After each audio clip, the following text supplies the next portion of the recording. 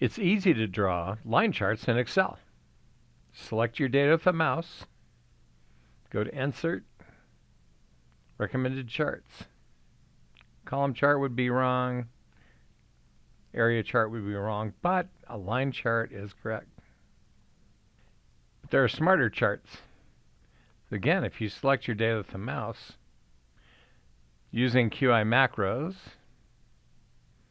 run charts, you can draw a median line or an average line. This gives you a run chart. Add control chart limits. And this would give us the ability to analyze stability, and we could also show process changes. We could also take this data using QI macros, and the control chart wizard will draw that for us.